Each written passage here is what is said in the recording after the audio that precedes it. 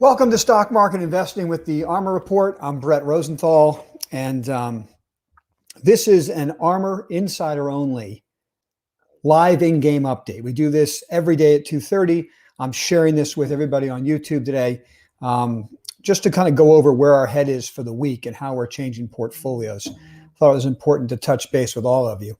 So don't forget, the ARMR Report was created really with the intention of bringing individual investors together with the flow of professional information, make it easy to understand and simple to execute. That's what we're trying to do. It's called the ARMR Investing Way. So we tend to have a three-stage process. We build our whiteboard. We use algorithms to tell us when to execute, when to put capital to work, when to take it out. We use stop losses to protect us from ourselves. Those three pieces together are the core of how we run capital and the process I'm sharing with you. Don't forget, I'm just sharing with you what I do for my own personal capital, not telling you what to buy. I don't know you. I couldn't possibly tell you go buy the stock. But what I can do is share a process that's been successful for me over 30 years. And hopefully over time, you'll pick up some of what I'm laying down and it will benefit you as well. So let's just jump into the in-game update. I want to go over what our thoughts are. Going into the weekend, we had a huge cash position as of Friday, right? Then Monday, we had that big up day as we bounced off of key support levels. Let's take a look at the S&P real quick. Okay, so what we're seeing here on the S&P, I'm going to make this a little bit bigger. Okay, what you're seeing here on the S&P is simply a test of the 50. The 50 held, the bottom of the Andrews fork held, and then a reversal day. Okay, whenever we see action like that, if we've taken capital out of the market because certain stocks in the portfolio hit their stop losses, we put capital back to work when we see that the support area is being defended in a significant way. Now, if we take out the lows of Friday, all bets are off, okay? We'll take a lot of things out of the portfolio. We'll be in the most defensive position we've been in, since, I don't know, late March of last year. But for right now, what we see happening in the market is a lot of rotation. And either the market's going to rotate into new leadership, or the old leadership's going to get so ugly on the downside, it's going to take everything down with it. And we just don't know what's going to happen yet. So up until this point, disruptive growth is really what we like to invest in, the ARMR Report. That's what paid off over the last 12 months. There seems to be a significant rotation into really the commodity super cycle that's in front of us based on the insane amount of free capital flowing in the world today. That story's always been out there. It gets bigger. We have more and more stimulus packages.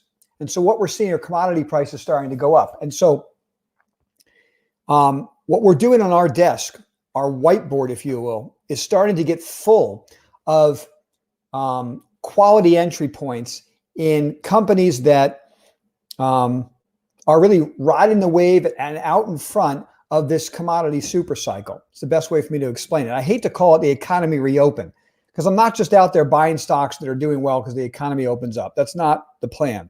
What we're looking for is economy reopen. That's great. But what other catalysts are there to drive the ideas we're buying? So I'll give you an example. The number one stock on our day trading desk this morning was Ford. Okay, so what we have is just a simple, and this is, I'll give you one quick example. There's many examples of this, but Ford was a classic example of our process of day trading. We did an interview 2 weeks ago with Brent Kachuba, who is the founder of Spot Gamma. And what we said was we have our own engine, our own day trading engine, the ARMR day trading trigger, if you will. And we put on top of that Spot Gamma information as a turbocharger. And those are the stocks we look to buy. And this is how we trade. So in the morning, we talked about how Ford was absolutely, in the perfect location to put a trade on. So what you're seeing right here is a 3-minute chart. This is each bar is 3 minutes. Blue bars are obviously positive. Magenta bars negative. The black dots are the core of our engine, and that's a volume weighted average price, or VWAP. So this is today's action. Right here is yesterday's action, the close of yesterday. This line right here is a demarcation point. So what we look for in the morning are trades where a stock is trading above the prior day's VWAP and then goes above top day VWAP. Okay? And this happened to Ford right here on this bar right there at 948. Now, it just so happens all that action took place at $12. You can see that over here. If you have, if you're looking at spot gamma information, you'd know that 12 is the key location, the key gamma location. So when all of that comes together, that's the turbocharged trade for us. And you can see Ford has been a huge winner all day. But it's telling us something about the market. Take a look at General Motors. GM is breaking out of a great pattern here. What we love to do at the ARMR report is buy the first pullback to the 50-day after a breakout. So here's Ford on the long-term chart. And when it broke above 45, that was, all-time, not all-time, but new highs going back, when was that? 2018, okay? So there's no one left in there that's losing money in GM. And the stock blows out, builds a double bottom right at the 50-day moving average, and the stock is coming out again. So Ford and GM are starting to look interesting. What else looks interesting? Well, we added Chevron to the portfolio a few days ago, and the energy stocks are starting to really look interesting. And I haven't cared about the energy stocks in over a year, maybe longer, 2 years.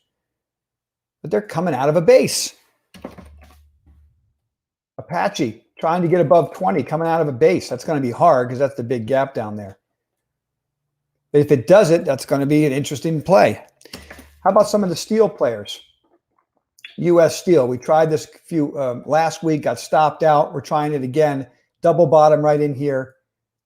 Having done a secondary on this day right here. So I priced the secondary, stock went up, sold off, tested the level, held. It's another opportunity. And there's a whole mess of industrial stocks that are breaking out. Meanwhile, we're seeing some really, really ugly moves and this is a poster child for it, in stocks that we loved last year that were, pandemic type of names that were disruptive growth names. We made a lot of money in last year, right? And here's Zoom, has a blowout earnings announcement. The stock's getting crushed. And God forbid the street doesn't like what you do. Look at Teladoc. Okay. Now we got stopped out of our Teladoc here before the earnings announcement, simply by following stop rules. We bought it here, ran up, raised our stops, got out of the position. Stock imploded when people didn't like the number. How about this idea? This was a darling last year. Jim Cramer said it was the greatest idea ever, right up here. Right, had them on Cramer's show. Hey, everybody, come on, Cramer's show. Stock's breaking out. Let's talk about it. What a great idea. Hey, you know what? I thought it was a great idea too, but the ARMR Investing Way is to use stops so we don't fall in love with anything, right? And when the stock broke down right here, in fact, this massive reversal day, it's a classic doji stone. When it broke down, we got out of the stock. Stock's imploding. Okay, so I show you those charts just to let you know there's something going on in the market. We're seeing a shift. And if the baton can be passed from last year's leaders to this year's leaders, then we're going to see new highs in the market. And the new highs in the market are going to be felt in the Dow and the S&P and the value index. But things like the NASDAQ 100 or the momentum index are going to suffer. Now, the momentum index keeps changing, so over time, it'll start adding these names that are catching momentum. But for the moment, if you look inside what the momentum index is, it's going to suffer. So what we're doing on our desk right now is finding ways to increase some of our exposure. We had too much cash at the end of the week last week if the market was going to hold that 3,800 level, which it did. And so now yesterday and today, we add new names to the portfolio, but we find ourselves focusing on the new sectors of the market that are attracting capital. and not going back to the well over and over to old names that we're hoping will recover. And those are my thoughts for you today. ARMR Insiders, you got any questions for me before I split? As always, insiders, at 3:30 or 3:45, I'll update the portfolio update page of our Slack room so you can see what stocks we've added to the portfolio. And of course, at the end of the day, I'll upload the spreadsheet so you can see what the stop losses will be and what the targets are. Okay, I just started adding that for the ARMR swing portfolio. You're going to see 2 target prices, and we're going to be booking profits as these stocks run on strength for our swing portfolio. Okay, so I'm adding that information as we go. Any questions for me, guys?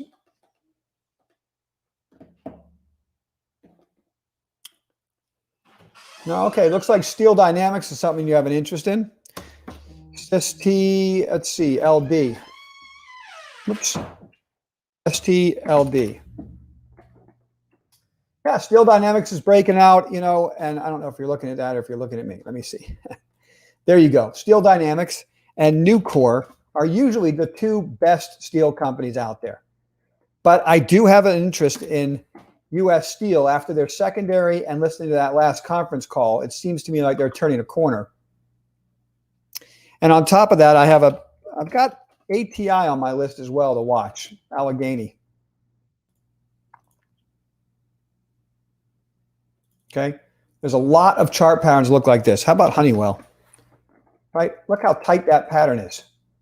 These are industrials, guys.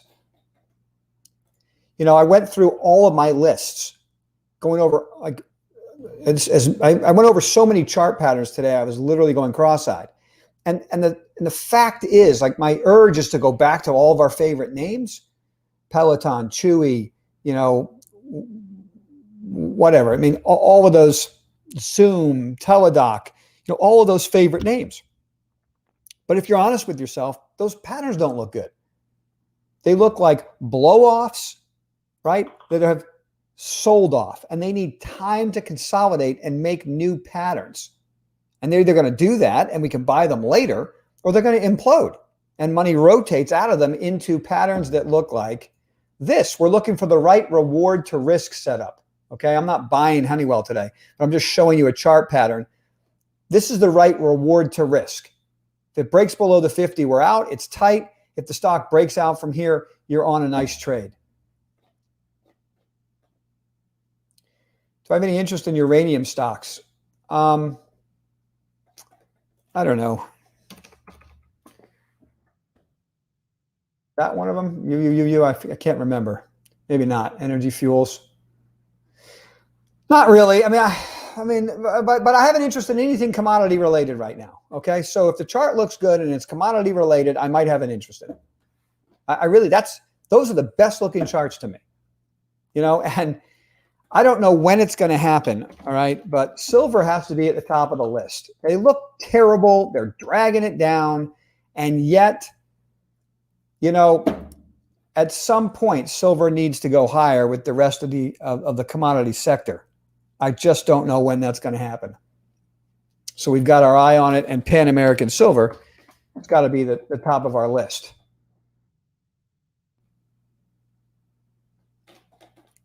How about Cleveland Cliffs? Yeah, that's a good idea. But not a good chart pattern, right? So we got to find the right idea and then marry that with a chart pattern. Something's wrong with Cleveland Cliffs. But to listen to that conference call, figure it out. URNM. URNM. Let's see what that looks like. North Shore Uranium Global. Interesting. ETF uranium. All right. Take a peek at it. Okay. Now, one of my favorite sectors is the cannabis sector. Okay. And, here's MSOS. I just am not ready to put capital to work yet in the cannabis stocks, but I got my finger on the trigger. Finger on the trigger, but I'm not doing it yet. I've taken profits. I've stepped aside. I want to see how these stocks hold up. If they hold up in tight bases, if they break down, look, here's the downtrend clearly. If it were to close above the high of this down bar yesterday, I might be putting money to work in the US MSOs again. If it stays below those two highs, see that high right here? See the high right there? If it can't get above those highs, what is that? Call it 51, let's say. 50 and 3/4, 51. I want to see a close on MSOS above 51, and then I would put money back to work in the space. Okay. So I will, it looks like Lucky has decided to join us. All right, guys, I will see you on the flip side, ARMR Insiders. I'll see you around 3:30, 3:45 in the Slack room to give you the final update on what we're adding to the portfolio, what makes it overnight and what doesn't, okay? Hope you have a good, safe day of trading, everybody. I'll talk to you on the flip side. Take care.